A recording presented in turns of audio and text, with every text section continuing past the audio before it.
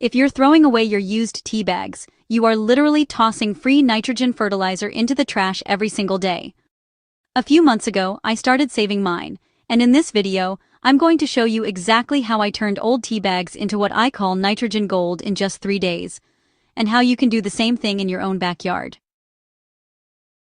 By the end of this video, you're going to know exactly how to take something most people think is useless garbage and turn it into a powerful, fast-acting liquid fertilizer that your plants can actually respond to in a matter of weeks. No fancy equipment, no expensive products, and you're using something you already have in your kitchen. Most gardeners I talk to are constantly fighting the same battle. Plants that look pale, yellowing leaves, slow growth, and beds that just seem tired. That's almost always a nitrogen problem. And at the same time, they're making tea every single day and throwing away one of the easiest nitrogen sources they could possibly use. So in this video, I'm going to walk you through my exact 3-day system, how I collect the tea bags, how I set up the ferment, how I avoid the common mistakes that can hurt your soil, and then how I use this nitrogen gold safely on my vegetables, flowers, and containers without burning anything. Alright, let's walk through the 3 days. So, day 1 is all about collecting and prepping. All day long, every time I make a cup of tea, I set the used tea bag aside in a small bowl instead of tossing it in the trash. You can use black tea, green tea, herbal teas. They all contain organic matter and a bit of nitrogen, but, honestly, traditional black and green teas tend to be richest. At the end of the day, or when I've collected enough for a batch, I sit down and quickly prep them. I remove staples, tags, and those plasticky strings. If I want to speed things up even more, I'll gently tear the bag open so the leaves can move more freely in the water, but you don't have to do that. For the container, I like using a 5-gallon bucket because it gives me enough fertilizer for multiple beds. For this method, I fill that bucket with about 4 gallons of non-chlorinated water. If your tap water has chlorine in it, just fill the bucket and let it sit out overnight before you start, or use rainwater if you've got it. Now we give the microbes their fuel. Into that 4 gallons of water, I add about a 1/4 cup of blackstrap molasses. You can use another natural sugar if that's what you have, but blackstrap molasses is loaded with minerals, and it does a fantastic job of feeding the good bacteria we want. Stir that in until it dissolves. Now, instead of throwing the tea bags loose into the bucket, I like to use a mesh bag, an old pillowcase, or even a piece of clean cheesecloth.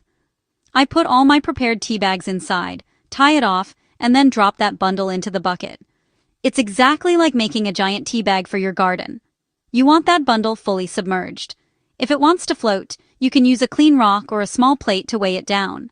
Once it's under the surface, I give the whole thing a really good stir for about a minute, put a loose lid or a piece of cloth over the top to keep bugs out, but still let air in, and that's the end of day 1.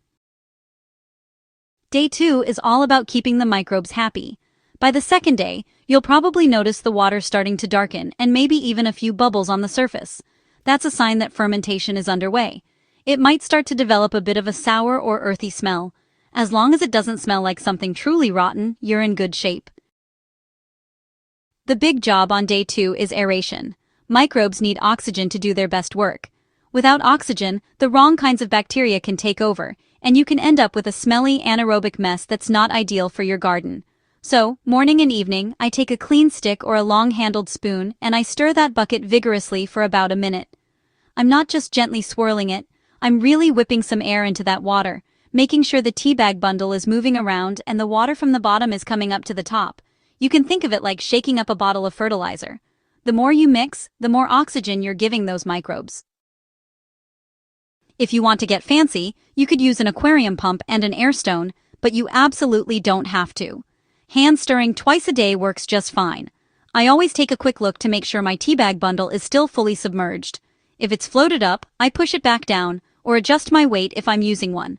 The goal is full contact between the water and the tea leaves. By the end of day 2, you'll probably notice the water is much darker, and that smell will be stronger. Earthy, a little funky, like a very strong herbal tea. That's exactly what we want. Day 3 is when we turn this into usable fertilizer. At this point, the water has extracted a lot of the nitrogen and soluble nutrients from the tea leaves, and the microbes have multiplied like crazy. What you have in that bucket is what I call nitrogen gold, but it is concentrated and you do not want to pour this straight onto your plants. First, we remove the solids. I lift out the mesh bag or pillowcase, hold it over the bucket, and gently squeeze out as much liquid as I reasonably can. Don't go crazy and tear the fabric, just a firm squeeze is fine. The bundle of spent tea leaves can now go straight into your compost pile or your regular compost bin. Now we deal with the liquid. What's in the bucket is your concentrated tea bag fertilizer.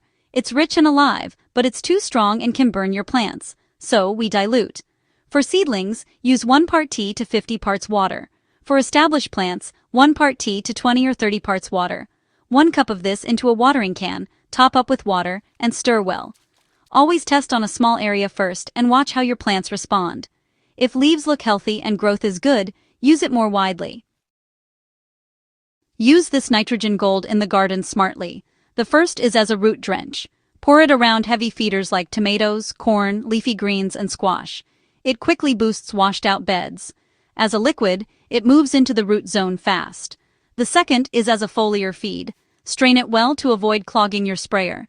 Use a weaker dilution and spray early or late to avoid burning foliage. Now, a couple of important cautions. Tea is naturally a bit acidic, and it contains tannins. That's not a problem in moderation, but if you have very acidic soil already, you might not want to drench the same area every single week with this. Use it as an occasional boost, not your only fertilizer source. If you're growing acid-loving plants like blueberries, azaleas, or hydrangeas, this can actually be a nice little supplement. The second caution is about smell. A healthy tea bag ferment smells strong, earthy, maybe a little funky, but not putrid. If you open your bucket and it smells truly rotten, like sewage, something has gone wrong. That usually means it went anaerobic. If that happens, I don't put it on my vegetables. I'll dilute it heavily and pour it onto a compost heap or a bed I'm not harvesting from.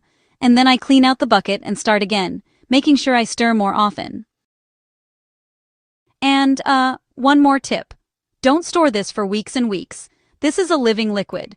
I like to use mine within a few days of finishing that 3-day ferment. If you need to store it briefly, keep it somewhere cool, and give the container a little shake now and then, but it's always best fresh. So in 3 days, you've taken something you were throwing away every day, used tea bags, and you've turned them into a powerful, biologically active nitrogen fertilizer that can help green up your plants, push new growth, and support healthier soil life. You're saving money, you're keeping waste out of the landfill, and you're closing one more loop between your kitchen and your garden.